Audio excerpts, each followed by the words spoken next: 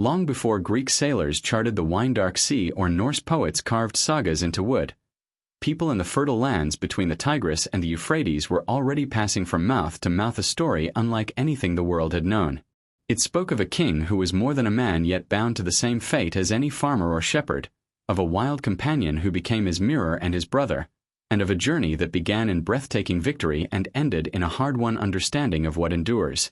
Modern scholars call it the Epic of Gilgamesh. To its first listeners it was simply our tale, the explanation of why even the strongest must one day die, why friendship can change destiny, and why human beings build cities and stories to outlast themselves.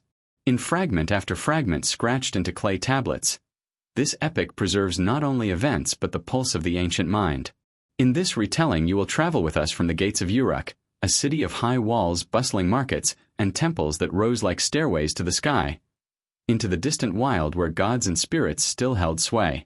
You will meet Gilgamesh, restless and dazzling, a young king whose power both inspired and terrified his people. And you will meet Enkidu, a man of the steppe and the forest, born among animals, untamed until a single act of compassion drew him into human life. Their encounter forges one of the oldest recorded friendships, a bond so deep it transforms both and sets the epic in motion. This condensed version still carries the sweep of a 4,000-year-old saga. Ambition, courage, grief, and the search for meaning. In just 5 chapters you'll see how an arrogant ruler becomes a seeker of wisdom, how myths of monstrous guardians conceal lessons about nature and power, and how a failed quest for immortality reveals a different kind of permanence. Even in abbreviated form, this is not just archaeology or myth cataloging. It is the first great human story, retold for a new age. Its details are older than pyramids, its questions fresher than today's news. By the time you finish, you will have walked beside Gilgamesh and Enkidu, felt the cedar forest's cool shade, stood before a goddess's wrath, and crossed the waters of death, and perhaps glimpsed why this ancient voice still speaks to us. Imagine Uruk at its height. Sunlight strikes baked clay walls so massive that caravans pause to admire them. Narrow streets teem with merchants carrying copper from the mountains, cedar resin from far coasts, lapis lazuli from lands beyond the horizon. Priests tend towering ziggurats whose steps climb toward a brilliant blue sky. Music drifts from courtyards. Bread ovens glow. All of this, say the tablets, was shaped by the will of one man, Gilgamesh. In this retelling, Gilgamesh is not a hazy demigod but a vivid presence.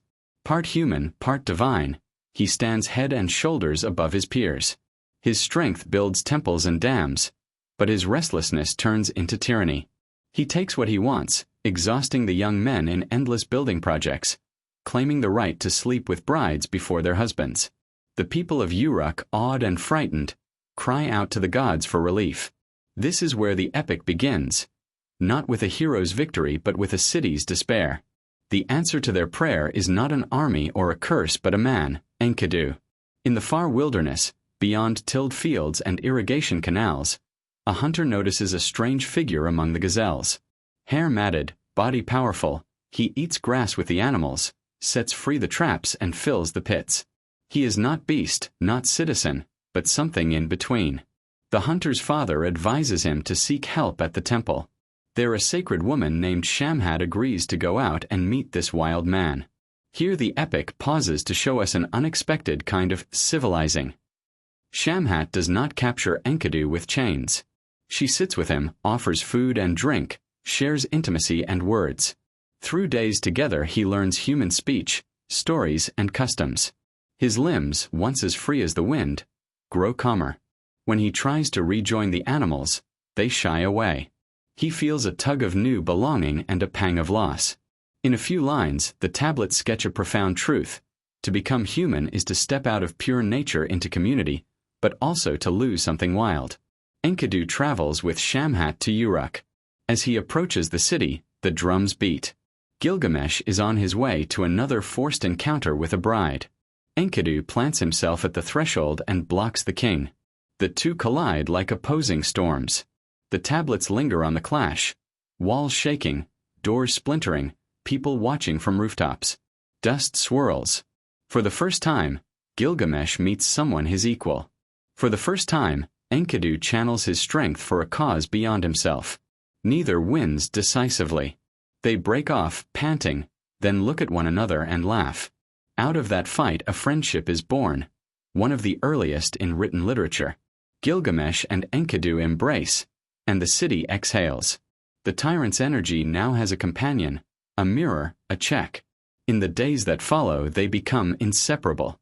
They feast together, plan together, and begin to dream of exploits that will carve their names into memory. This meeting sets up the entire arc of the epic. It is also, even in this shortened telling, a study in opposites. City and wilderness, ruler and outsider, power and freedom. By bringing them together, the story shows what it means to be fully human, not solitary and unchecked, but bound in relationships that shape destiny. Less-known fragments emphasize the intimacy of their bond. One tablet describes Enkidu teaching Gilgamesh the ways of the steppe. Another shows Gilgamesh bringing Enkidu into the temple to receive blessings from his mother, the wise goddess Nin-sun. These glimpses make the friendship feel lived in, not symbolic.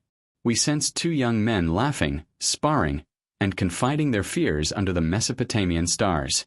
As this second block closes, the stage is set for their first great adventure. Two figures stand at the edge of Uruk's walls looking north toward lands no king has dared enter. A cedar forest sacred to the gods, guarded by a monstrous being. They are not yet thinking of mortality. They are thinking of fame. But seeds are being sown. The journey will transform them both, and in its echoes we can still hear the heartbeat of our own hopes and risks. Picture the two companions on the ramparts of Uruk at dawn. Below them the city stirs, but their eyes are fixed far beyond the horizon. They are planning a venture that no king has dared before, to march north into the legendary cedar forest, cut its sacred trees, and defeat the guardian who keeps mortals out. In their minds it is not desecration but glory. They will carve their names into history, bring home timber for temples, and show the world that no boundary is beyond them. The cedar forest was more than a stand of trees. To Mesopotamian listeners it was a place of wonder at the edge of the map. Dark, fragrant, and alive with the breath of the gods. Its cedars grew impossibly tall, its streams ran clear and cold, its animals strange. Guarding it was Humbaba, a being described with a roaring mouth, a face that changed shape, a body wrapped in 7 auras of terror. Some tablets call him a demon, others a giant or a wind spirit. Whatever his form, he embodies the wild power of nature. Before leaving, Gilgamesh seeks blessing from his mother, the wise goddess Nin-sun. She prays to Shamash, the sun god, to guide and protect them. The city elders warn of the danger, but the friends refuse to be swayed. Gilgamesh has weapons forged, an axe massive as a tree, a sword tempered for the journey. Enkidu, once wild himself, now becomes guide through the wilderness. Together they cross rivers and plains, sleeping on bare ground, sharing dreams. Those dreams are vivid. Each night Gilgamesh sees omens, a falling star, a mountain collapsing, a wild bull pinned.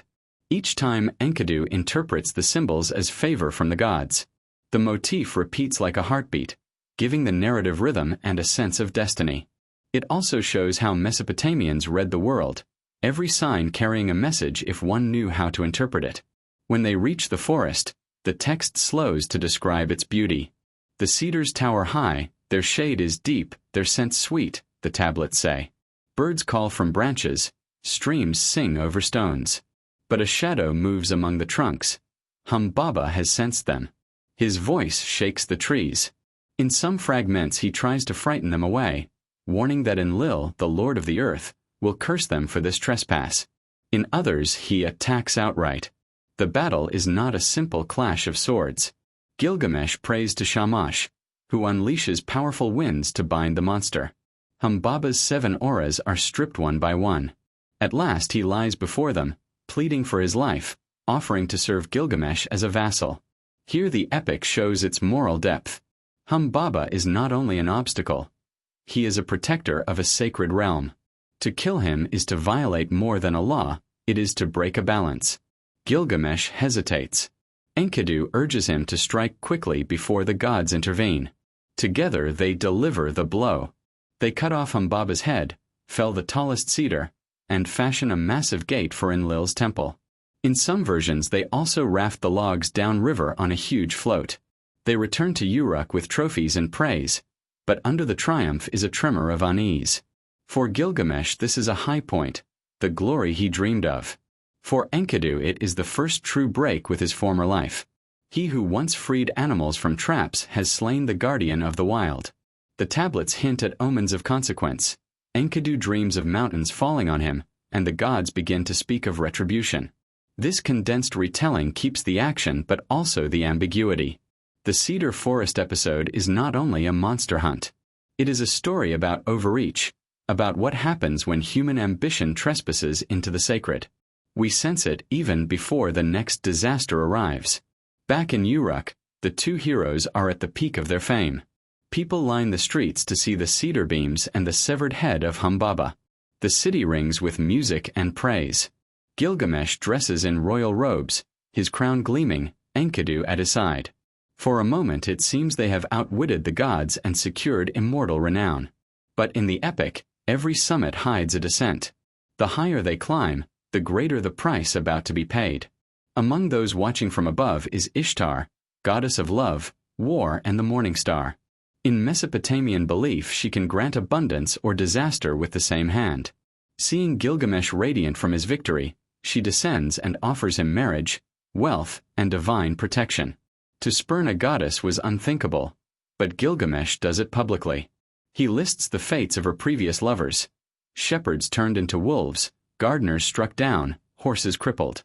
His answer mixes prudence with arrogance, and it humiliates her before the people. Ishtar storms to the sky, raging to her father Anu.